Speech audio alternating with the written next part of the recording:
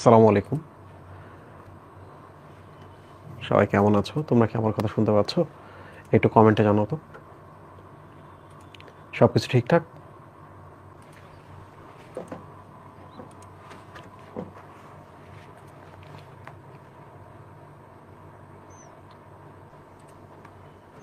ওকে, all clear.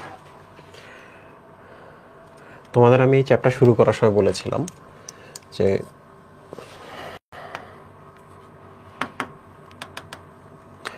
50% chance হচ্ছে tissue culture থেকে প্রশ্ন আসবে রিটেনে, হ্যাঁ। আর 50% চান্স হচ্ছে রিকম্বিনেন্ট ডিএনএ টেকনোলজি থেকে প্রশ্ন আসবে, বুঝছো? তো আজকে আমরা এটা বলবো। অলরেডি আমরা টিস্যু কালচার শেষ করছি, বুঝছো? আজকে আমরা রিকম্বিনেন্ট ডিএনএ টেকনোলজি শুরু করব। আচ্ছা,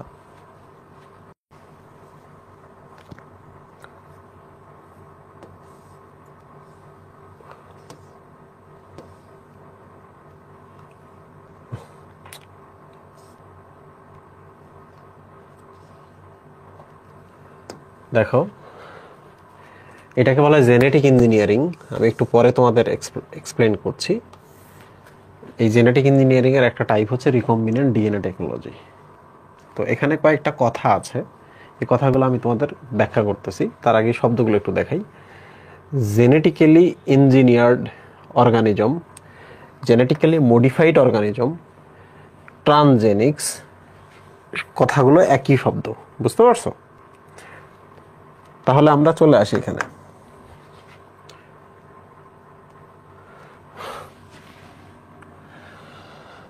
transgenic organism, genetically modified organism কিংবা জেনেটিক্যালি ইঞ্জিনিয়ার্ড অর্গানিজম, পুরো ব্যাপারটা আসে হচ্ছে রিকম্বিনেন্ট ডিএনএ টেকনোলজি। এই ব্যাপারটাতে কি হয় দেখো, ধরা যাক it's a seed. Okay, it's a seed. এই সিডটা থেকে ইউজুয়ালি যে প্লান্টটা আমরা পাই, সেটা হচ্ছে একটা কি আছে, ধরা যাক এটাতে একটা হচ্ছে তার একটা প্রবলেম আছে। কি প্রবলেম? ধরা যাক কোন একটা রোগের বিরুদ্ধে প্রতিরক্ষা নাই, তার রোগের বিরুদ্ধে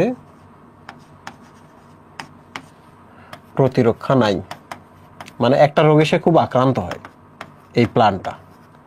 তো এই যে সিডটা দেখতেছো, কি এমন করা যেতে পারে এই সিডটা, যে এই সিড থেকে যদি কোনো প্ল্যান্ট হয় তাহলে সে ইমিউনিটি থাকবে, ওই রোগটা তার শরীরে হবে না। কিভাবে হয় আমি তোমাকে দেখাচ্ছি। First, it's a E. coli bacteria. Just দেখো, ইকোলাই ব্যাকটেরিয়াতে এইরকম একটা জিনিস থাকে, দিস ইজ কল প্লাজমিড। কি বলে এটাকে মুহিম? প্লাজমিড। ওকে, ধরা যাক এই যে এখানে একটা ট্রি আছে, এই ট্রিটাতে একটা ক্ষমতা আছে, কি করে, সেম রোগের বিরুদ্ধে প্রতিরক্ষা আছে, সেম রোগ প্রতিরক্ষা আছে, মানে এইটার ক্ষেত্রে ওই রোগটা হয় না। জাস্ট জিনিসটা বোঝার চেষ্টা করো। ওকে, এইটা একটা সিড, যে প্লান্টটা হয় সেটার হচ্ছে ওই রোগের বিরুদ্ধে প্রতিরক্ষা নাই, বাট এই প্লান্টটার শরীরে কখনো রোগটা হয় না, কারণ এর মধ্যে সেই প্রতিরক্ষা আছে। তাহলে প্রতিরক্ষা মানে কি আমি তোমাকে দেখাই। তুমি যেটা করলা, এই যে এখান থেকে ব্যাকটেরিয়া থেকে প্লাজমিডটা বাইর করে নিয়ে আসলাম, এরপর কি করলা, এর শরীর থেকে একটা কোষ নিলা, একটা কোষের মধ্যে দেখো ডিএনএ আছে। এরপর কি করলা, এই ডিএনএ থেকে খুঁজে বের করলা কোন অংশটুকু অ্যাকচুয়ালি এই রোগের বিরুদ্ধে প্রতিরক্ষা তৈরি করে। এই যে এখান থেকে কেটে একটু অংশ পাইলা, এই অংশটা পাইলা। এই অংশটা অ্যাকচুয়ালি এমন একটা কিছু তৈরি করে যে কারণে এই শরীরটাতে কখনো ওই রোগটা হয় না। তো এখন যেটা করবা সেটা হলো, এর এই জায়গাটা কেটে ফেলো, প্লাজমিডের এই অংশটা কেটে ফেলে এই যে যেটা এই অংশটা আছে না, এই অংশটা এখানে অ্যাড করে দাও। দিছো কি না? দিছো।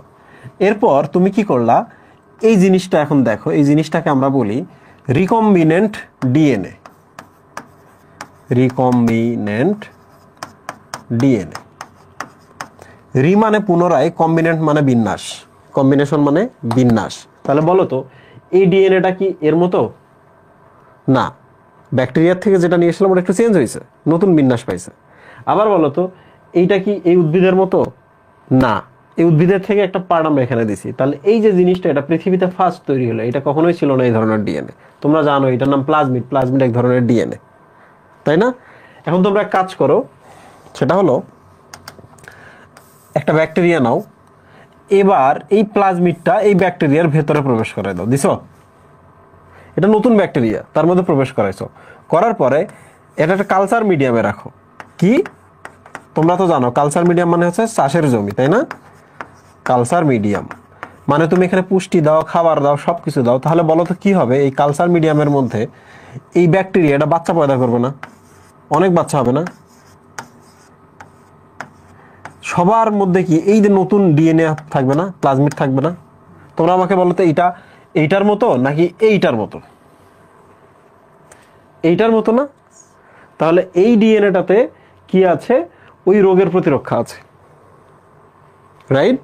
এটা আমরা বাইরে বাড়াইলাম। এখন তোমরা বলো তো, যদি তুমি এই ব্যাকটেরিয়া থেকে কোনোভাবে এটার মধ্যে প্রবেশ করাই দিতে পারো ডিএনএটাকে, এই ডিএনএটাকে যদি এটার মধ্যে প্রবেশ করাইতে পারো, এখান থেকে যে প্লান্টটা তৈরি হবে, এই প্লান্টটা কি রোগের বিরুদ্ধে প্রতিরক্ষা ব্যবস্থাটা তৈরি হবে না? তোমরা বলো তো, বুঝছো কিনা?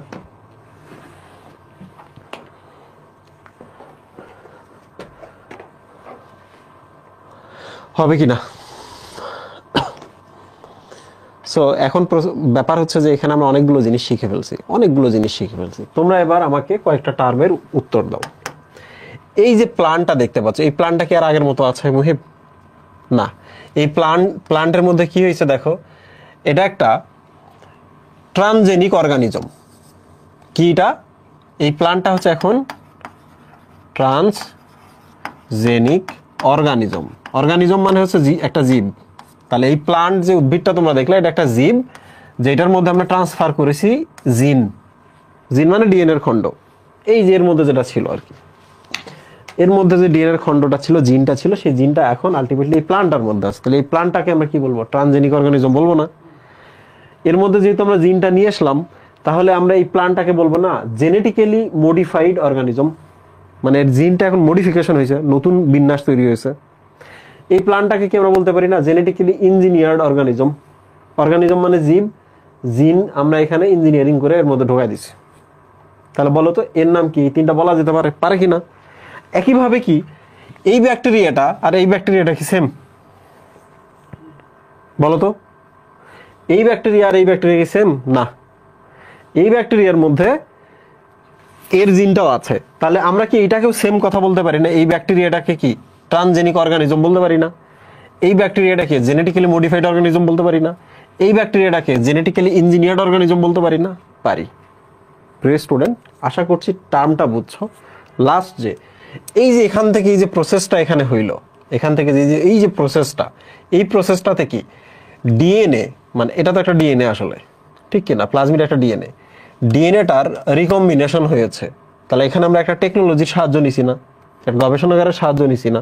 বিভিন্ন এনজাইমের সাহায্য নিছি না? তাহলে এই প্রক্রিয়াটাকে কি বলা হয়? Recombinant DNA technology. আর এই ব্যাকটেরিয়া কিংবা এই জীবটাকে কি বলা হয়? ট্রান্সজেনিক অর্গানিজম বা জেনেটিক্যালি মডিফাইড অর্গানিজম বা জেনেটিক্যালি ইঞ্জিনিয়ার অর্গানিজম। তোমরা কি এই জিনিসটা বুঝছো কিনা? প্রসেসের নাম আরডিটি।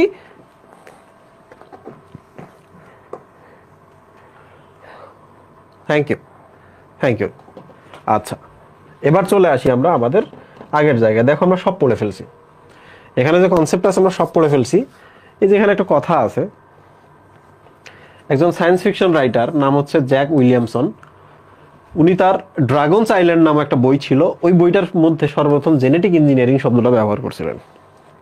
এছাড়া বাকি আমরা সব পড়ছি। আচ্ছা, তো ওই কথাটা এখানে বলছে, জিন প্রকৌশলগত যে প্রযুক্তির মাধ্যমে কোনো জীবের ডিএনএতে আমরা কোনো পরিবর্তন আনতে পারি। তখন তো আমরা ডিএনএটাতে পরিবর্তন আনছি না? এই পরিবর্তন আনার প্রক্রিয়ার নামই হচ্ছে রিকম্বিনেন্ট ডিএনএ টেকনোলজি। ঠিক আছে? এখানে একটা কথা আছে, এটার আরেকটা নাম কিন্তু জিন ক্লোনিং। এই জিনিসটা দেখো, জিন ক্লোনিং। বলো তো এখানে জিন ক্লোনিং হয়েছে কি না? এই যে যেটা আমরা নিয়ে আসলাম, এই যে একটা নিয়ে আসলাম না এখানে, এই যে এখান থেকে একটা, এই যে পরিবর্তন করা একটা নিলাম না, এই একটা থেকে দেখো তো এই জায়গায় অনেকগুলো হয়েছে না? হয়েছে কি না? তাহলে এই জায়গাটাকে আমরা বলতে পারি না জিন ক্লোনিং। এই সেম জিন আমরা এখানে অনেকগুলো ক্রিয়েট করলাম, so this is called gene cloning. Okay, this is called gene cloning. আচ্ছা, তো এইটাতে আমরা কি কি লাভ টাভ হয় এগুলো এখানে লেখা আছে, রিডিং টিডিং পড়বা। ওই গোল জিনিসটাকে বলা হয় প্লাজমিড। এখন আমরা প্লাজমিড সম্পর্কে পড়বো। এই জায়গাটা খুব ইম্পর্টেন্ট, এই জায়গাটা মার্ক করে লিখে রাখো, লাল কালি দিয়ে লিখে রাখো, পরীক্ষায় আসবে এখান থেকে প্রশ্ন। এটা পড়তেই হবে, প্লাজমিড এবং প্লাজমিডের সাধারণ বৈশিষ্ট্য। ঠিক আছে, প্লাজমিড কি জিনিস আমি তোমাদের বলতেছি।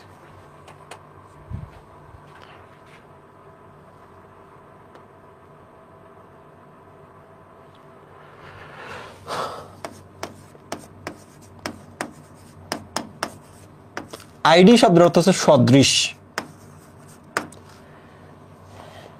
আর প্লাজম শব্দের অর্থ কিন্তু সাইটোপ্লাজম বোঝায়। অনেকে এটা জানো না, সদৃশ সাইটোপ্লাজম। প্রিয় স্টুডেন্ট, বলো তো মানুষের কোষ যদি এইটা হয়, মানুষের কোষের এইটা কি নিউক্লিয়াস না? নিউক্লিয়াস কিনা এটা? মানুষের ক্রোমোজোম বা ডিএনএ গুলো কোথায় থাকে? নিউক্লিয়াসের ভেতরে থাকে। মানুষের কি কোনো ক্রোমোজোম সাইটোপ্লাজমে থাকে? থাকে না। ব্যাকটেরিয়ার ক্ষেত্রেও দেখো একটা জিনিস আছে, এটা হচ্ছে ব্যাকটেরিয়াল কোষ। ব্যাকটেরিয়ার যে ডিএনএটা আছে, ডিএনএটা এই যে এই জায়গায় থাকে, এটা হচ্ছে তাদের নিউক্লিয়াস না, তো এটাকে বলা হয় নিউক্লিয়েড। সো ধরে নেই এই জায়গাটা নিউক্লিয়াস ব্যাকটেরিয়ার। তাহলে আমাদের নিউক্লিয়াসে যেমন জিন থাকে বা ডিএনএ থাকে, ওদের নিউক্লিয়াসেও ডিএনএ থাকে। ঠিক আছে মুহিব? তাহলে এই অঞ্চলগুলোর নাম কি? সাইটোপ্লাজম না? সাইটোপ্লাজম কিনা মুহিব? তো ব্যাকটেরিয়াতে দেখা যায় যে এগুলাকে সে ব্যবহার করে কাজ করতেছে, কিন্তু তার এক্সট্রা আরেকটা এরকম ডিএনএ আছে। তাহলে তোমরা আমাকে বলো তো এই ডিএনএটার নাম কি? Nuclear DNA. আমাদের এই ডিএনএ কে বলা হয় নিউক্লিয়ার ডিএনএ, এটাকে বলা হয় নিউক্লিয়ার ডিএনএ, কারণ নিউক্লিয়াসে থাকে। তাহলে বলো তো এই ডিএনএটার নাম কি? সাইটোপ্লাজমিক ডিএনএ না? সাইটোপ্লাজমিক ডিএনএ কিনা বলো? This is cytoplasmic DNA. আরো একটা কথা বলতে পারি না আমরাকে এটাকে, যে নিউক্লিয়াসের বাইরে থাকা ডিএনএ, তাহলে এটার আরেক নাম কি হতে পারে? Extra nuclear DNA. এক্সট্রা নিউক্লিয়াসের বাইরে থাকে, this is extra nuclear DNA. Right? তোমরা কি জিনিসটা বুঝতে পারতেছো? সো ডিএনএ এর ক্ষেত্রে যে যে বৈশিষ্ট্য থাকবে, মোটামুটি এর ক্ষেত্রে সেম বৈশিষ্ট্যগুলো থাকবে। যেমন এক নম্বর, বলো তো এটা কি? দ্বিসূত্রক না? ডিএনএ যেমন দ্বিসূত্রক, এটা দ্বিসূত্রক কিনা? দুই নাম্বার, তোমরা বলো তো এটা অনেক বড় না? এটা মূল ডিএনএ, তার সব কাজ এখান থেকে হয়। তাহলে এইটাতে হয়তো এক দুইটা তথ্য থাকে। তাহলে বলো তো এটা কি? ক্ষুদ্র না? ক্ষুদ্র কিনা? এখানে তেমন কোনো খুব বেশি কাজ হয় এটা তা না, একটা সর্বোচ্চ কাজ হয়, একটা বা তার আরো দুই একটা কাজ হতে পারে। ক্ষুদ্র।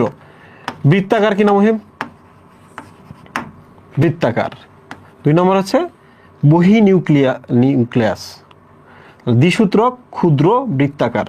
বলতো যে জিনিসটা ছোট, তার তথ্য বা জিন কম থাকবে না? স্বল্প জিন বা স্বল্প তথ্য থাকে এর শরীরে, যেহেতু ছোট সে, এই জন্য স্বল্প জিন থাকে। তো প্রিয় student, this is plasmid. Plasmid কেন বলে? কারণ এটি সাইটোপ্লাজমে থাকে। এটি কি সদৃশ? ডিএনএ সদৃশ। That is why this is called plasmid. তাহলে প্লাজমিড কথাটার মধ্যে কিন্তু ডিএনএ নাই, মনে মনে নিতে হয়। সদৃশ মানে ডিএনএ সদৃশ, সাইটোপ্লাজমে থাকা ডিএনএ সদৃশ, যে বৃত্তাকার ছোট দ্বিসূত্রক ডিএনএটা থাকে, দ্যাট ইজ কল্ড প্লাজমিড। এই তোমাদের কনসেপ্ট ক্লিয়ার কিনা? আচ্ছা, ভেরি গুড। দেখো এখন সবগুলো প্রশ্নের তোমরা উত্তর পাবা। বলো তো সাইটোপ্লাজমে মূল যে ক্রোমোজোমটা আছে, এটার বাইরে এটা না? এই যে দেখো পুচকি, এই যে প্লাজমিড, সাইটোপ্লাজমে এটা মূল ক্রোমোজোমের বাইরে থাকা, মূল ক্রোমোজোম ছাড়া যে বৃত্তাকার দ্বিসূত্রক ডিএনএ অণু থাকে, দিস ইজ কল্ড প্লাজমিড। ঠিক আছে? সর্বপ্রথম কে পাইছেন? ল্যাডারবার্গ ইকোলি ব্যাকটেরিয়াতে সর্বপ্রথম এটা পাইছেন। স্বাধীনভাবে রেপ্লিকেট করতে পারে মানে কি জানো? তোমরা তো জানো একটা ডিএনএ থেকে আরেকটা ডিএনএ, দুইটা ডিএনএ হতে পারে, রেপ্লিকেশন। তাহলে এই ডিএনএটাও চাইলে কিন্তু নিজেকে রেপ্লিকেট করতে পারে স্বাধীনভাবে, কোনো প্রবলেম নাই। ডিএনএর ক্ষমতা এইটা যে ডিএনএ চাইলে ডাবল হইতে পারে দরকারে। ঠিক আছে? আচ্ছা, এবার আমরা চলে আসি মূল ক্রোমোজোমের বাইরে, এটা একটা অতিরিক্ত না? মূল ক্রোমোজোমটার বাইরে, এটা অতিরিক্ত না? এবং এটা ক্ষুদ্রাকার কিনা? ইয়েস, এটা ক্ষুদ্রাকার। এবং ক্রোমোজোম একটা কোষে একটাও থাকতে পারে, মাঝে মাঝে 1000 পর্যন্ত দেখা যেতে পারে, বুঝছো? এই যে একটা, এই যে আরো থাকতে পারে, বুঝছো?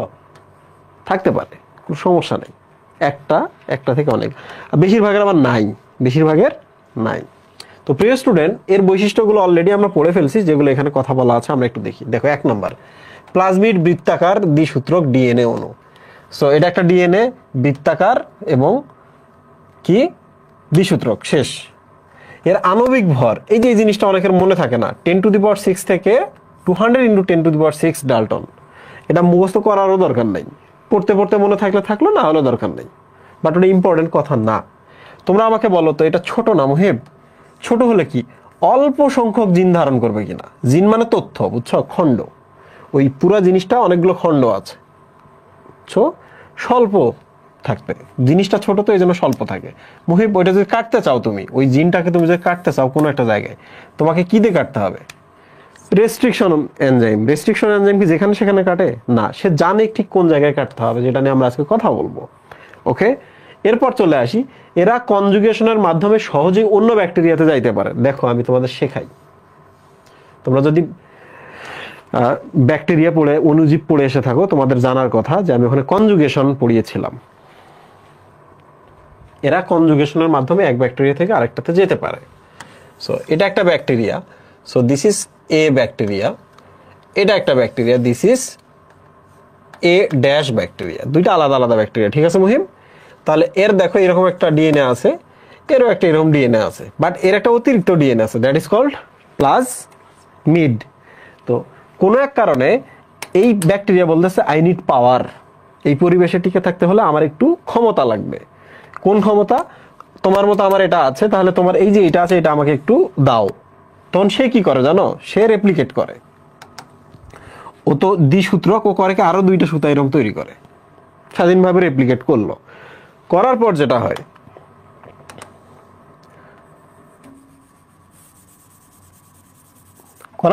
হয়, সেটা হলো এই দুইটা পরস্পরের সাথে এরকম করে একটা কনজুগেশন নালী তৈরি করে। কনজুগেশন মানে একসাথে হওয়া।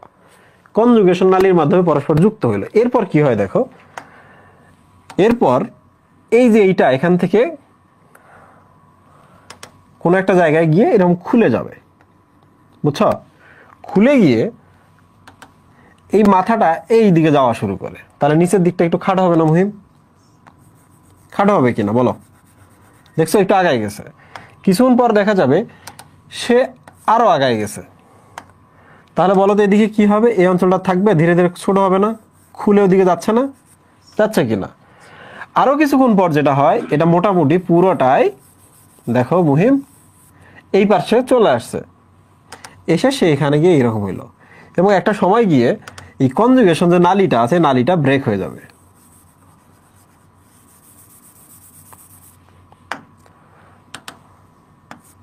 তো তোমরা আমাকে বলো যে এ ড্যাশ এবং এ এখন কি ইকুয়াল হলো না? পাওয়ার ক্ষমতা ইকুয়াল হইলো না? এই পুরো প্রসেসটার সময় আগে কনজুগেশন নালী তৈরি হয়েছে, তারপর মানে কনকারেন্টলি একই সময়ে, হ্যাঁ, সিমুলটেনিয়াসলি এটা চলতে থাকবে। সো এর রেপ্লিকেশন হয়েছে স্বাধীনভাবে, ডাবল হয়ে গেছে, তো একটা ওই পাশে চলে গেছে। তো এখন দেখো দুইটা সেম পাওয়ার। বুঝতে পারছো যে কনজুগেশনের মাধ্যমে একটি প্লাজমিড চাইলে অন্য আরেকটি ব্যাকটেরিয়াকে দিতে পারে। সো ওই কথাটা এই যে 5 নম্বরে বলছে। আচ্ছা, এবার চলে আসি, কোন কোন প্লাজমিডের জিন বিশেষ ধরনের রাসায়নিক বস্তু ক্ষরণ করে। কি ক্ষরণ করে মুহিব? রাসায়নিক বস্তু ক্ষরণ করে বা সংশ্লেষণ করে। যেমন কোলিসিন নামক একটা কেমিক্যাল তৈরি করতে পারে, ভিব্রিওসিন নামক কেমিক্যাল তৈরি করতে পারে। কেন আমি এটা এখন বলতেছি, এর কারণ আছে। দেখো, ইকোলাই হচ্ছে কোলিসিন, আর ভিব্রিও কলেরি হচ্ছে ভিব্রিওসিন তৈরি করে। আমি তোমাকে বোঝাচ্ছি, দরকার আছে, একটু পরে এটা পাবা তোমরা। দেখো, এটা একটা ব্যাকটেরিয়া, এটার নাম হচ্ছে ভিব্রিও কলেরি। এটা একটা ব্যাকটেরিয়া, এটার নাম হচ্ছে ইকোলাই। ঠিক আছে, এই ব্যাকটেরিয়ার মূল ডিএনএ হলো এটা, এরও মূল ডিএনএ হলো এটা। এই ব্যাকটেরিয়ার এখানে একটা প্লাজমিড, এখানে একটা প্লাজমিড। ওকে মুহিম? প্লাজমিড আছে। তাহলে তোমরা এবার বলো যে এই প্লাজমিডের নিশ্চয়ই একটা ক্ষমতা আছে, তাই না? এটা তো একটা ডিএনএ, এটার ক্ষমতা আছে, সে কিছু কেমিক্যাল তৈরি করতে, দেখছো কিছু কেমিক্যাল, এই কেমিক্যালগুলো যে বাইরে বের করে, এইটা যেহেতু হচ্ছে ভিব্রিও কলেরি, এই কেমিক্যালটার নাম হচ্ছে ভিব্রিওসিন। কি নাম মুহে? ভিব্রিওসিন। ভিব্রিওসিন করে কি, অন্যান্য যেগুলো ভিব্রিও কলেরি আছে তাদেরকে মেরে ফেলে, অন্যান্য ভিব্রিও কলেরি ব্যাকটেরিয়াগুলোকে মেরে ফেলে, যারা দুর্বল, মেরে ফেলে। তোমরা এবার আমাকে শুধু বলো তো, ভাই ব্রাদারকে কখন তারা মেরে ফেলতেছে? ওর মতে অন্য ব্যাকটেরিয়াগুলোকে মেরে ফেলছে কখন বলো তো? ধরা যাক তুমি একটা প্লেন ক্র্যাশ হয়েছে, প্লেন ক্র্যাশের পর সব যাত্রী মারা গেছে, তুমি এবং তোমার সাথে একটা ফ্রেন্ড আছে, এবং তর্কের সাপেক্ষে ধরে নিলাম যে তোমাদের ওখানে 6 মাস থাকতে হবে, খাবার আছে একজন মানুষের 6 মাসের, খাবার আছে একজন মানুষের টেনে টুনে 6 মাসের। বলো তোমরা দুইজন বাঁচবা একসাথে বেঁচে থাকলে? এই বলো, বেঁচে থাকবা?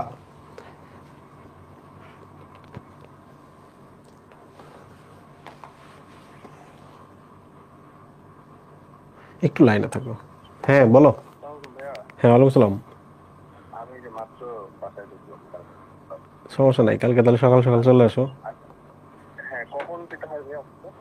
আমি তো 12টার মধ্যে চলে আসি, তুমি 10টার মধ্যে চলে আসো, 10টা 11টার মধ্যে। তুমি সুইবের সাথে তাহলে কমিউনিকেট করো। হ্যাঁ হ্যাঁ হ্যাঁ হ্যাঁ হ্যাঁ।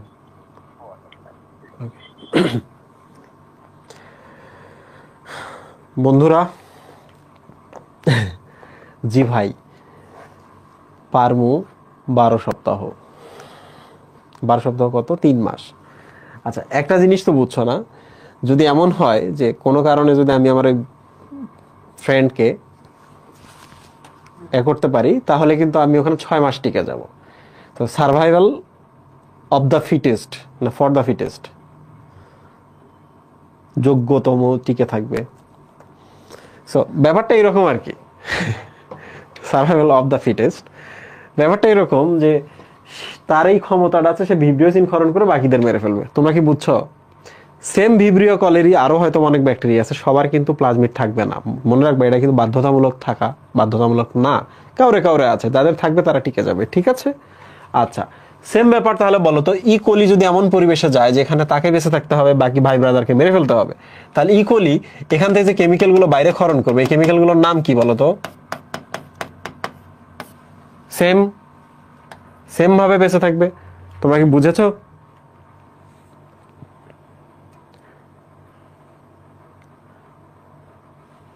বুঝছো না জিনিসটা? সো এটা একটা এক্সট্রা পাওয়ার, এটা আলাদা একটা এক্সট্রা একটা পাওয়ার। তো আমরা বুঝলাম। 7 নম্বর তো তোমাদের পড়াইলামই, স্বাধীনভাবে রেপ্লিকেট করতে পারে। এবার চলে আসি আমরা এফ এবং এফ ড্যাশ প্লাজমিডের প্রকারভেদে। খুব ইম্পর্টেন্ট টপিক, এগুলো পড়তেই হবে। আমি চাইলে এই চ্যাপ্টারটা একদিনে শেষ করে দিতে পারতাম, এডমিশনে তাই হয়, তবু আমি পড়াচ্ছি।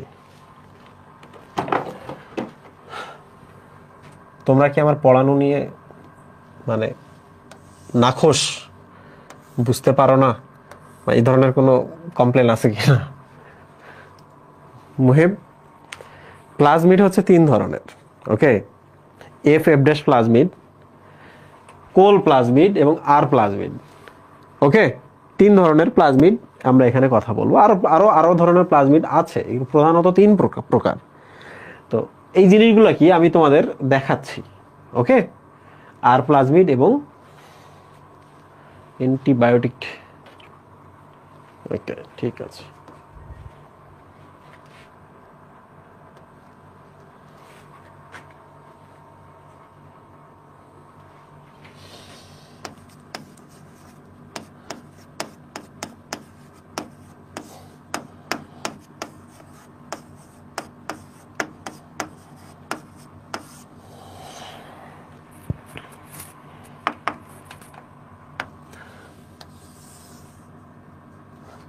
লাল কালার আমার খুব একটা পছন্দ যে এই বোর্ডে, তা না, তারপরে এই কালারটা কেন জানি আসে।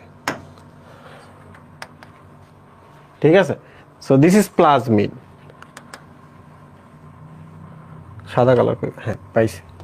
প্লাজমিড 3 ধরনের, কনসেপ্ট বোঝার চেষ্টা করো তাহলে মনে থাকবে। কোল প্লাজমিড, তোমরা আমাকে বলো তো কোল প্লাজমিড বলতে যে প্লাজমিড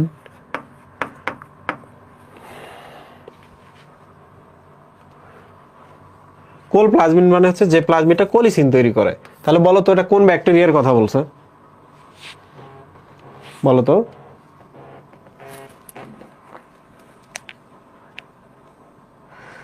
অনেকগুলো কল আসতেছে কারণ আজকে আমার একটা না 3টা ক্লাস, কোনো ব্রেক নাই, একটু ধরি ক্লাসের মধ্যে। বলো, হ্যাঁ বলো।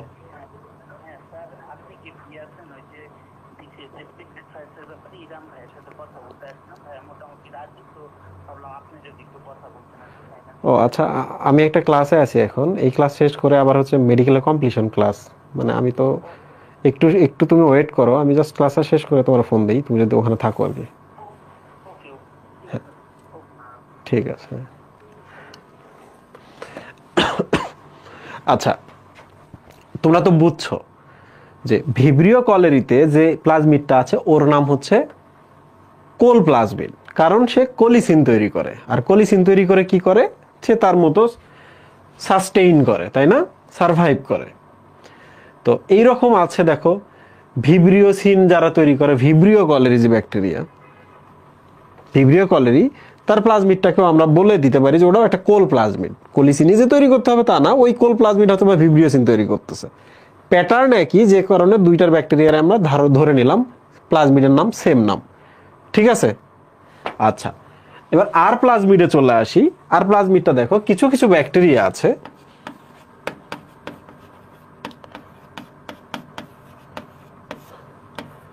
কিছু কিছু ব্যাকটেরিয়া আছে, ধরা যাক it's a bacteria.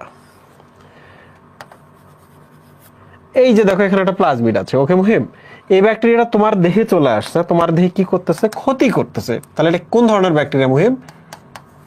Harmful bacteria, right, ক্ষতিকর ব্যাকটেরিয়া। এই ব্যাকটেরিয়া কি করে, তোমার দেহে থাকে, তোমার ক্ষতি করে। তাহলে তুমি এবার কি করছো, তুমি ওষুধ নিছো। তুমি কি ওষুধ নিছো? তুমি অ্যান্টিবায়োটিক নিছো, অ্যান্টিবায়োটিক অ্যান্টিবায়োটিক নিছো। এই যে এগুলো হচ্ছে অ্যান্টিবায়োটিক, এই যে দেখো দিস আর অ্যান্টিবায়োটিক। অ্যান্টিবায়োটিক কি, এটাকে আক্রমণ করে মেরে ফেলবে না, এই ব্যাকটেরিয়াটাকে ফেলবে কি না বলো? মেরে ফেলবে। তাহলে এই ব্যাকটেরিয়াটার বেঁচে থাকার একটা ক্ষমতা আছে, সে কি করে জানো? সে করে কি একটা কেমিক্যাল, এই যে কেমিক্যাল তৈরি করতেছে, দেখছো কেমিক্যালগুলো তৈরি করে এই অ্যান্টিবায়োটিকগুলোকে নিষ্ক্রিয় করে ফেলতে পারে। দেখছো অ্যান্টিবায়োটিক যে ওষুধটা তাকে নিষ্ক্রিয় করতেছে। তাহলে রেজিস্ট্যান্ট করতে পারতেছে না, সে প্রতিরোধ করতে পারতেছে না। তাহলে বলো তো এই এই প্লাজমিডটা তখন নাম আমরা কি দিব? রেজিস্ট্যান্ট প্লাজমিড বা আর প্লাজমিড। বুঝতে পারছো? তাহলে মাঝে মাঝে আমরা অ্যান্টিবায়োটিক আমাদের হাতে আছে, কিছু করার থাকে না। ব্যাকটেরিয়ার এইরকম ক্ষমতাশালী প্লাজমিড থাকে যাদেরকে আমরা আর প্লাজমিড বা রেজিস্ট্যান্ট প্লাজমিড বলতে পারি, ওরা অ্যান্টিবায়োটিক নামক ওষুধগুলোকেও ধ্বংস করে দিতে পারে। তাহলে বলো তো এইভাবে মানুষ বাঁচবে? সো মাঝে মাঝে এই ইস্যুগুলো হয়, তোমার হাতে ওষুধ আছে, টাকা আছে, সব আছে, কিন্তু তোমার আর আয়ু নাই, দোকান ভর্তি ওষুধ, কিন্তু ওই ওষুধগুলোকে তুমি কাজে লাগাইতে পারবে না। বুঝতে পারছো? ওকে, ও বলতেছে ভাই মাত্র জয়েন হয়েছি, recap please. I am so sorry, class বহু দূর আগে গেছে। এবার চলে আসি আমরা F and F dash plasmid, দেখি তোমরা পারো কিনা এটা।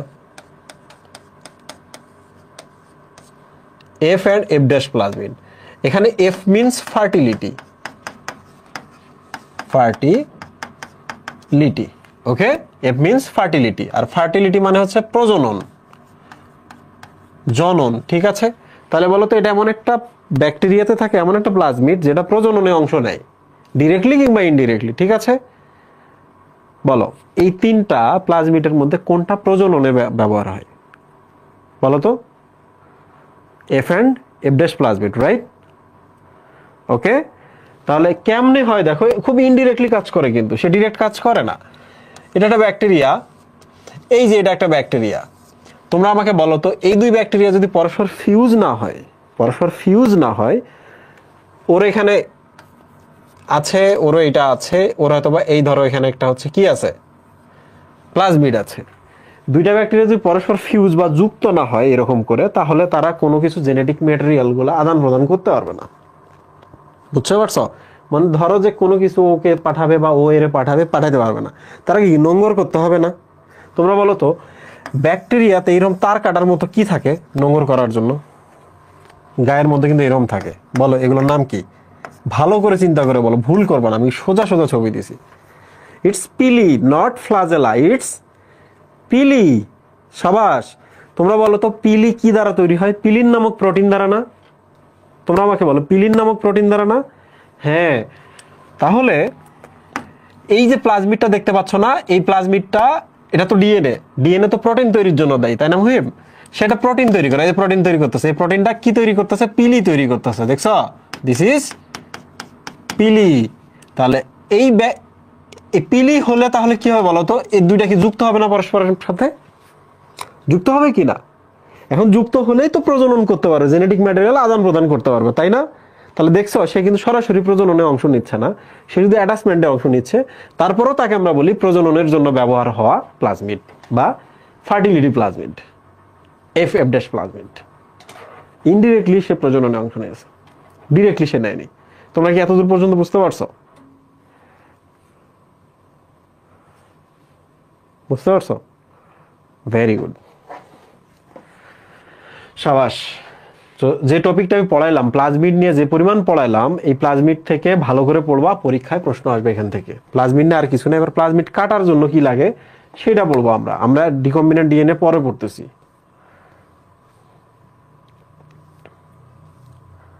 এই যে এখন আমরা এটা পড়বো। মাঝখানে একটু বাকি রাখলাম, হ্যাঁ, ওটা পরের ক্লাসের জন্য। বাট আমি অন্য জিনিস পড়াবো তোমাদের এখন।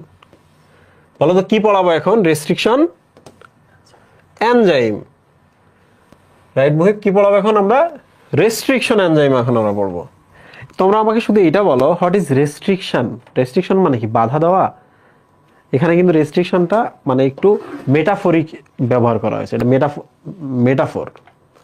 কি সেটা? দেখো, একটা ডিএনএ এরকম গোল আছে, তুমি এখানেও কাটতে পারো, এখানেও কাটতে পারো, তুমি যে কোনো জায়গায় কাটতে পারো। So here is DNA.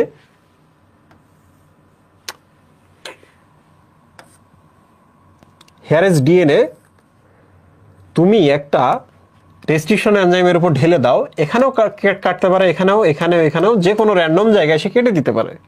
যে কোনো র্যান্ডম জায়গায় সে কি করতে পারে? কেটে দিতে পারে। বাট র্যান্ডম জায়গায় যদি কাটে, তাহলে মনের মতো কি আর ডিএনএ পাওয়া পসিবল? আমি যদি এই ডিএনএটা থেকে একটা অংশ নিতে চাই, মনের মতো পাওয়া পসিবল? ও যেখানে সেখানে কেটে রাখছে। তো রেস্ট্রিকশন এনজাইম সেই এনজাইম যেটা একবার স্পেসিফিক জায়গায় কাটে। মানে আমি যদি এই রেস্ট্রিকশন এনজাইম দেই, তাহলে সে এখানে কাটবে। অন্য আরেক ধরনের রেস্ট্রিকশন এনজাইম যদি আনি, এখানে কাটবে। ডিফারেন্ট ধরনের এনজাইম যদি নিয়ে সেখানে কাটবে। মানে প্রত্যেকটা রেস্ট্রিকশন এনজাইম ভেরি স্পেসিফিক, কোথায় কাটবে সে জানে। এই যে দেখো, এক জায়গায় কাটে, অন্য জায়গায় যে সে কাটতে পারে না, অন্য জায়গায় কাটতে যে তার বাধা, এই জন্য এটাকে রেস্ট্রিকশন শব্দটা দেওয়া হয়েছে। কিছু বুঝছো? বলো তো, তুমি হচ্ছে বুয়েটে পরীক্ষা দেওয়ার মতো জিপিএ পাও নাই, শুধু মেডিকেলে পাইছো। তোমার অপশন দুইটা, মেডিকেল এবং বুয়েট। বুয়েটের জন্য তোমার মার্ক হয় নাই, তাহলে তোমাকে কি আমরা রেস্ট্রিক্টেড স্টুডেন্ট বলতে পারি না? কিসের জন্য রেস্ট্রিক্টেড? বুয়েটের জন্য রেস্ট্রিক্টেড, কিন্তু মেডিকেলের জন্য তুমি কি দিতে পারবা? আটকাইতে কেউ পারবে না। সো এবার বলো রেস্ট্রিকশন কথাটা কেন আসছে? রেস্ট্রিকশন কথাটা আসছে যে আমি অন্য জায়গায় কাটতে পারি না, ওইটার জন্য, আমার ব্যর্থতার জন্য। বাট আমি যে এক জায়গায় স্পেসিফিক কাটতে পারি, ওটা আমার দক্ষতা। দক্ষতার উপর নামকরণ হয়নি। ঠিক আছে? আচ্ছা, ঠিক আছে। এখন আমরা এক কাজ করি, রেস্ট্রিকশন এনজাইমগুলো নিয়ে আমরা একটু কথা বলি। রেস্ট্রিকশন এনজাইম যেহেতু কাটে, এই জন্য একে কি বলে মুহিব? Molecular seizure. এই বলো তো কেন মলিকুলার সিজর বলে?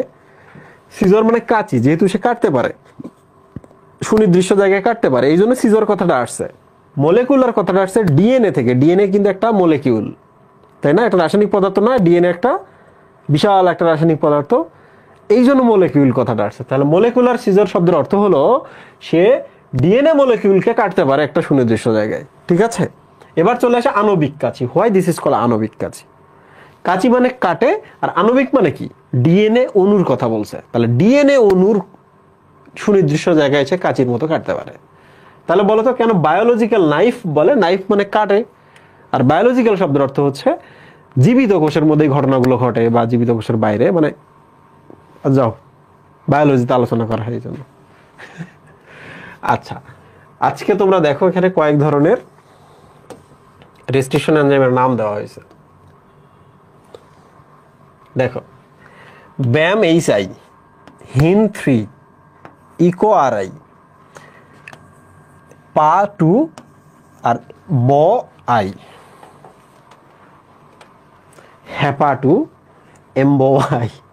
আচ্ছা যাই হোক, মনে রাখতে হবে বুঝছো, পরীক্ষায় এক ভার্সিটি পরীক্ষায় এটা আসছিল, ভার্সিটি পরীক্ষায় আসছিল যে কোন এনজাইমটা দিয়ে কোন জায়গায় কাটে। তোমরা বলো তো, এই যে G G A T C C, C C T A G G বলতে এখানে কি ডিএনএ এর দুইটা সূত্রকের নাম বলা হয়েছে না এখানে? বলো তো, তোমরা দেখো, জির এগেনস্টে সি, জির এগেনস্টে সি, এর এগেনস্টে টি, টির এগেনস্টে এ, সির এগেনস্টে জি, সির এগেনস্টে জি।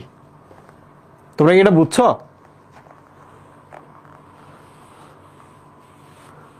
বোঝো না? না বলছে দ্য টেক মাস্টার, বাঙালি না কি লিখছে বললাম, অনেকে 2.5 স্পিডে দেখতে পাচ্ছে না, নাম রাখছে আবার টেক মাস্টার। Recap please. এখানে দেখো, এটা যেটা ডিএনএ হয়, তাহলে এখানে যদি এ থাকে এখানে কি থাকবে? টি। এখানে যদি সি থাকে এখানে কি থাকবে? তাহলে জি। এখানে যদি বি থাকে এখানে কি থাকবে? এরকম বি বলে তো কিছু নাই। এখানে যদি জি থাকে এখানে থাকবে সি, এখানে থাকবে টি, এখানে থাকবে এ, এখানে থাকলে টি, এখানে থাকবে এ। তাহলে ডিএনএ গুলো কি এরকম না? এটা তো জানো, এটা তো জানো, এটা বুঝছো কিনা বলো, জাস্ট একটুকু বলো। আচ্ছা ভেরি গুড, বুঝছো। তাহলে দেখো,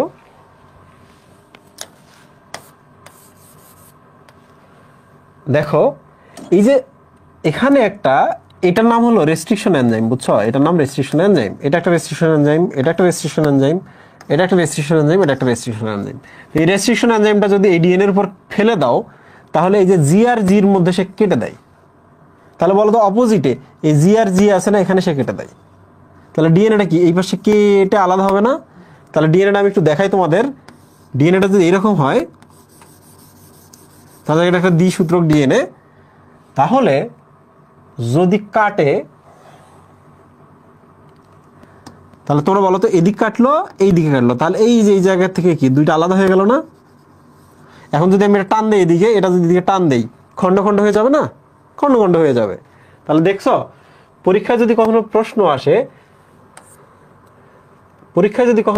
আসে, যে জি এবং জি এর মধ্যে কে কাটে, বা এই ছবিটা যদি দিয়ে বলে যেখানে কোন এনজাইমটা কাটলো, তাহলে তোমরা বলবো ব্যাম এইচ আই। অনেকের মনে থাকে না, কিভাবে মনে রাখবা? তোমরা হিগস এন্ড বোসনের নাম শুনছো না? তাহলে এক কাজ করবা, আচ্ছা ওখানে না দিয়ে এখানে দিয়ে, এই যে এখানে লিখে রাখো হিগ। তাহলে ব্যাম এইচ আই জি এবং জি এর মাঝখানে কাটে, দেখছো? ব্যাম এইচ আই জি এবং জি এর মাঝখানে কাটে। ভালো করে দেখো, জি এবং জি এর মাঝখানে কাটে, নট জি এর আগে, নট জি এর পরে, নট এই জায়গা, নট এই জায়গা। ও জাস্ট এই জি মাঝখানে কেটে দেয়, এই জি আর এই জি মাঝখানে কেটে দেয়, তখন এটা আলাদা হয়ে যায়। এবার বলো তো, এখানে এ আর এর মধ্যে কাটছে না, এ আর এর মধ্যে কাটছে না? তাহলে এটা কিভাবে মনে রাখবা মুহিব? এটা কিভাবে মনে রাখবা? আমি এইভাবে মনে রাখি। এই যে দেখো এখানে তিনটা বর্ণ আছে না, এই তিনটা বর্ণ, একটা এরকম দিলাম, এই পাশে একটা আছে এরকম দিলাম, মাঝখানে একটা আমি এই পাশে দিলাম। তাহলে বলো হিন্দ 3, হিন্দ 3, 3টা আসলে কিসে কনভার্ট হলো? এ তে। এ এবং এ এর মাঝে কে কাটে?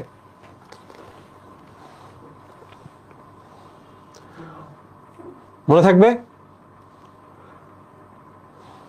তোমার যা মন চায় তোমরা মনে রাখো। এই দেখো, এই জায়গায় একটু প্রবলেম আছে, এই জায়গায় আমি এভাবে মনে রাখি, রিগা। আমার এক ফ্রেন্ড আছে, ওর নাম হচ্ছে রিগান, ইকো আর আই। তাহলে বলো তো, রিগান আমার ফ্রেন্ডের নাম, আর আই জি এ, তাহলে জি এবং এর মাঝখানে কাটে, দেখছো? এবার এ এর মাঝখানে কিন্তু না, এই যে দেখো জি এবং এ এর মাঝখানে, জি এবং এ এর মাঝখানে। তোমরা বলো তো আমি যদি সেম জিনিসটা এই যে এখান থেকে এই পাশে কাটতে চাই, আমি কোন এনজাইমটা ব্যবহার করব? এ এ এ এর মাঝখানে। একটু দেখি পারো কিনা তোমরা, দেখি পারো কিনা। সাবাস, হিন 3টা ব্যবহার করো, রাইট, ভেরি গুড। আচ্ছা এবার চলে আসি এখানে, মনে রাখবো কিভাবে? আমরা প্রথমটা পাচ্ছি হিগস, জি এবং জি এর মাঝখানে, তাই না? পরেরটা কি ছিল? হিন 3, 3টাকে আমরা এতে কনভার্ট করছি, এ এবং এর মাঝখানে। এরপরেরটা কি? ইকো আর আই, আর আইতে রিগান, জি এ, জি এর মাঝখানে কাটে। এরপরেরটা চলে আসি পি এ 2 সি, সি, এটাই ভাবে মনে রাখবো, পাই সি। ওকে, পাই সি, P A I C C. আরো একটা ভাবে মনে রাখা যেতে পারে, এটা একটু কঠিন তখন হয়ে যাবে, আর একটা সহজ উপায় তোমাদের একটু শেখাই দিই। সেটা হলো, কখন আমরা সিসি বলি বলতো? সি এবং সি এর মাঝখানে কাটতেছে। কখন আমরা সিসি বলি? যখন কি আমাদের পা দিয়ে লাথি মারে। তাহলে পা থাকলেই সিসি, পা দিয়ে কেউ লাথি মারে? এই মনে থাকবে, মনে থাকবে? ওকে, ভেরি গুড, পরীক্ষায় কমন পাইছো। এবার চলে আসি লাস্টেরটা, এটা আমি এভাবে মনে করি, বগা, অগা মগা বগা। So B O G A, but মনে রাখবা এটা বি ওর পরে, মানে জি এর আগে কাটে। এটা বারবার প্র্যাকটিস করলে মনে থাকবে, জি এর আগে কাটে, ঠিক আছে? ও কি বলছে? এমবি আয়েগা।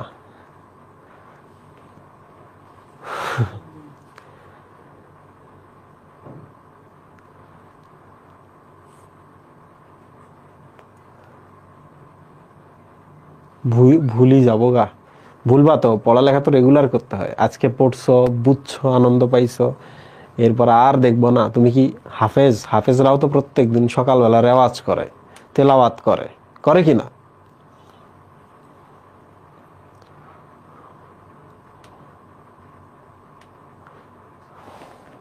ওকে, সো আমাদের আজকের ক্লাস এই পর্যন্তই। আমি নেক্সট ক্লাসে রিকম্বিনেন্ট ডিএনএ টেকনোলজিটা দেখাবো, এবং নেক্সট ক্লাসে আমি ডিএনএ ফিঙ্গারপ্রিন্ট ইত্যাদি নিয়ে কথা বলে ক্লাস শেষ করার ট্রাই করবো। নেক্সট ক্লাসে আমাদের চ্যাপ্টার শেষ হবে। এটা শেষ হলে কিন্তু আমরা সাইকেল 2 আছে না মুহিম, সাইকেল 2তে একটা চ্যাপ্টার বাকি আছে, ওইটা পড়তে যাব। ওকে মুহিম, বের করো তো, কথা বলার সুযোগ দাও।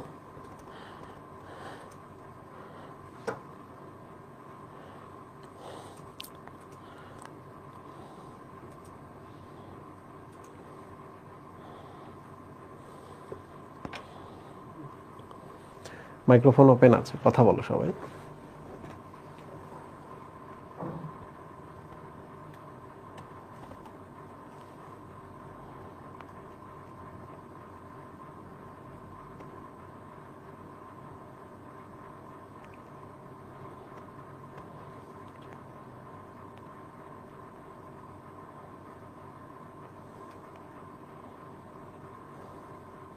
আসসালামু আলাইকুম ভাইয়া। ওয়ালাইকুম সালাম, নাম কি? সামি। ওকে বলো। ভাইয়া হোমোজাইগাস লাইনটা কি? হোমোজাইগাস লাইন হোমোজাইগাস লাইন মানে হলো বাচ্চা কাচ্চা সবগুলোই হোমোজাইগাস হবে। তুমি কি জিন তত্ত্ব পড়ছো? জিন তত্ত্ব আমি পড়াইছিলাম মনে হয় তোমাদের, তোমাদের পড়াইছি না জিন তত্ত্ব? জি না ভাই, ওটা তো পড়িনি। পড়তে হবে ওই চ্যাপ্টার। এই তোমাদের জিন তত্ত্ব আর বিবর্তন চ্যাপ্টার পড়াই না আমি? ও জিন তত্ত্ব বিবর্তন তো হচ্ছে সাইকেল 4-এ আছে, তাই না? আচ্ছা কোনো সমস্যা নেই। হোমোজাইগাস মানে হলো, মুশকিল হয়ে গেল তো।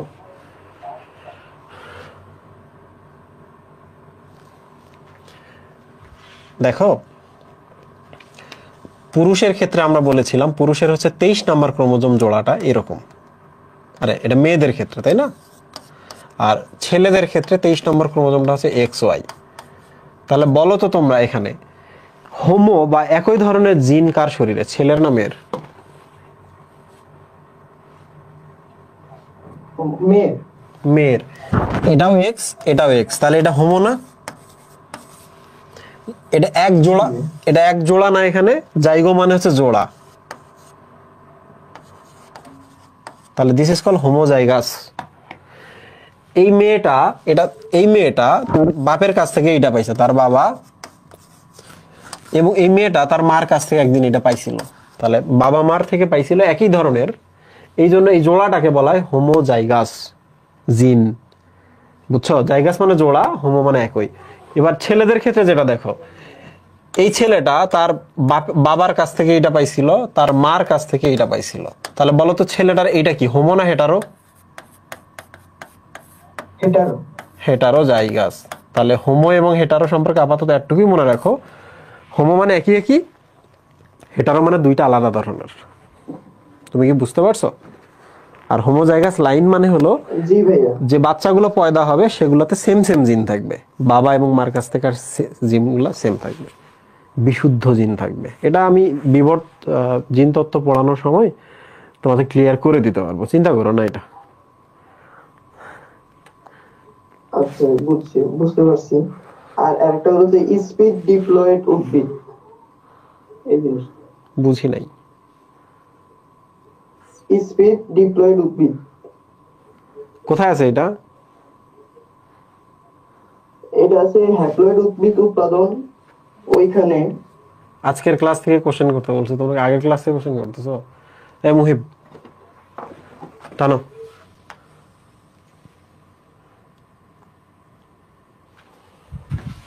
ভাইয়া যে টিস্যু কালচারের যে ইয়েটা আছে ওইখানে, টিস্যু কালচারের বিভিন্ন প্রকার প্রয়োগ, ওই সফটওয়্যার ওইখানে।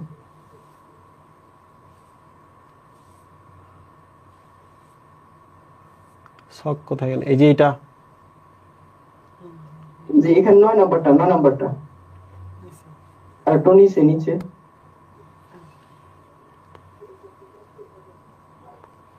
কোথায় মুহিব?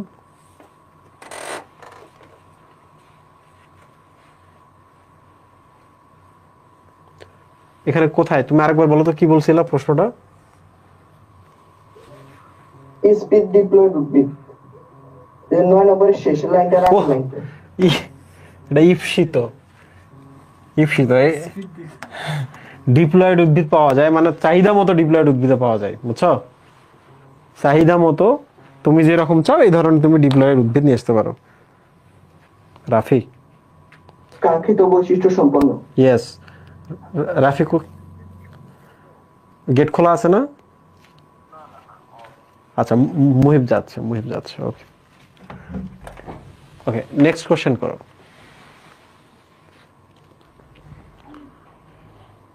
ভাইয়া, ইয়েস। ভাইয়া আমার একটা কোয়েশ্চেন হচ্ছে, এফ এন্ড এফ ড্যাশ প্লাজমিডের মধ্যে পিলি কেন নাই কোনো কিছু আদান প্রদানের জন্য? এটা কনজুগেটিভ টিউব দিয়ে হবে না? আচ্ছা, পিলি ব্যাপারটা এমন যে গায়ের মধ্যে একটা তার কাটা, এবং এই পিলির কাজ হলো অ্যাটাচমেন্ট, কোনো কিছুর সাথে যুক্ত হওয়া। কনজুগেশন টিউব তো পরে তৈরি হবে, তার আগে তো দুইটা ব্যাকটেরিয়ার মধ্যে তো কমিউনিকেশন লাগবে, তাই না? আগে পিলি তৈরি করতে হবে, তখন এই একটা ব্যাকটেরিয়া এর পিলি হয়েছে, তখন এইটা আর ওটার সাথে ফিক্স হয়ে যাইতে পারবে, তারপর একটা কনজুগেশন টিউব তৈরি হবে। আরো সহজ করে বলি, তুমি যদি নদীপথে দুইটা নৌকার মধ্যে দুইটা মানুষকে যাতায়াত করাইতে চাও, তো দুইটা নৌকা পাশাপাশি এনে দুইটাকে বাঁধতে হবে, বা আগে এটাকে তো আটকাইতে হবে, তাই না? তারপর মানুষের যাতায়াত হবে। তুমি বুঝতে পারছো? আগে পিলি, অ্যাটাচমেন্ট, দেন কনজুগেশন টিউব। আচ্ছা ভাই, বুঝতে পারছি। আর কোনো কোশ্চেন আছে?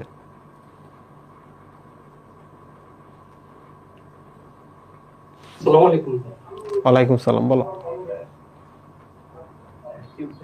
ডিএনএ হাইব্রিডেশন প্রোবেটা কি? ওইটা আমি পড়াই নাই, ওইটা কিন্তু নেক্সট ক্লাসের পড়া, এটা এখনকার না।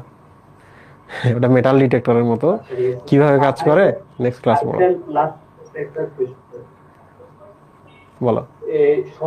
শঙ্কর উদ্ভিদ কি টুয়েন? হ্যাঁ, মানে শঙ্কর উদ্ভিদ টুয়েন বলতে টুয়েন না, হ্যাপ্লয়েডও শঙ্কর হইতে পারে, হ্যাপ্লয়েড উদ্ভিদও শঙ্কর হইতে পারে। মানে যেগুলার পরিবর্তন ঘটে হচ্ছে ক্রোমোজোম লেভেলে, ডিএনএ লেভেলে, তাদের হ্যাপ্লয়েড গুলো শঙ্কর হইতে পারে, বুঝছো? আরো সহজ করে বলি, ধরা যাক হচ্ছে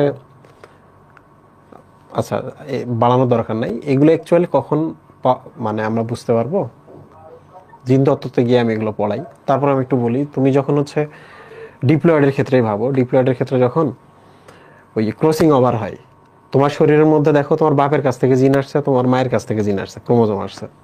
ক্রসিং ওভারের সময় কি হবে জানো? তোমার মায়ের ক্রোমোজোমটা যখন কোনো একটা ডিম্বাণুতে যাবে, বাপের ক্রোমোজোমের সাথে একটু ক্রসিং ওভার হয়ে ওই মায়ের ক্রোমোজোমটা কিছু নতুন তথ্য নিয়ে চলে যায়। তাহলে বলো তো, যে শুক্রাণু বা ডিম্বাণুটা উৎপন্ন হইলো, ওইটার মধ্যে শুধু মায়ের ক্রোমোজোম আছে নাকি ওটা চেঞ্জ হয়ে গেছে? একটু একটু চেঞ্জ হয়েছে না? বুঝিনা, আরেকবার বলবেন, কথা থেকে গেল। আচ্ছা আচ্ছা, এটা আমি আরেকদিন পড়াবো না। তো এটা হ্যাপ্লয়েডে হইতে পারে, ডিপ্লয়েডে হইতে পারে সংকর উদ্ভিদ।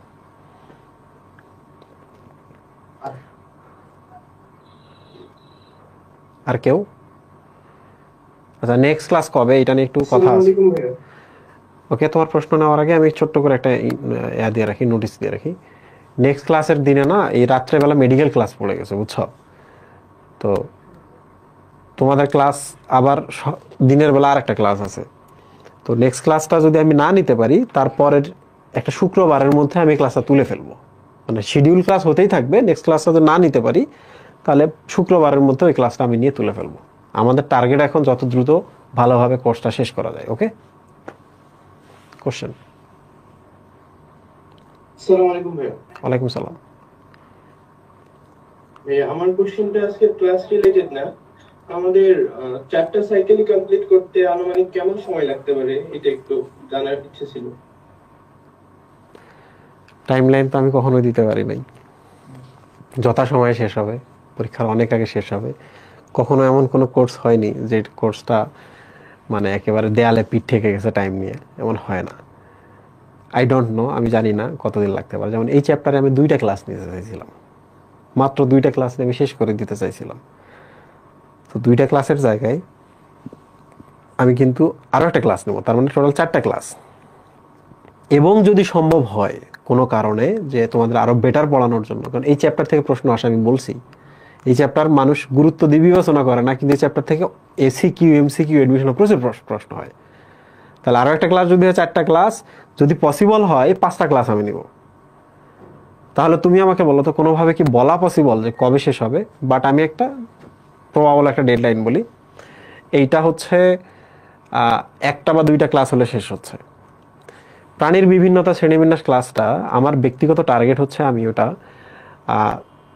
3 দিনের মধ্যে শেষ করব। কর্ডাটা একদিন পড়াবো, আর আগেরগুলো আমি 2 দিন পড়াবো। এটা চিন্তার কিছু নাই, তাতে এনাফ হয়ে যাবে।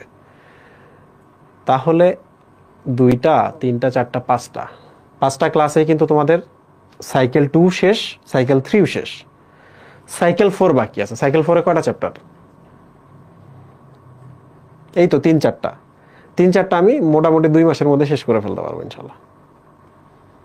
2.5 মাস লাগবে, সর্বোচ্চ হলে 3 মাস লাগবে। ওকে, আজকের প্রশ্ন নেওয়া শেষ। থ্যাংক ইউ সবাইকে, আবার দেখা হবে ইনশাল্লাহ। আল্লাহ হাফিজ।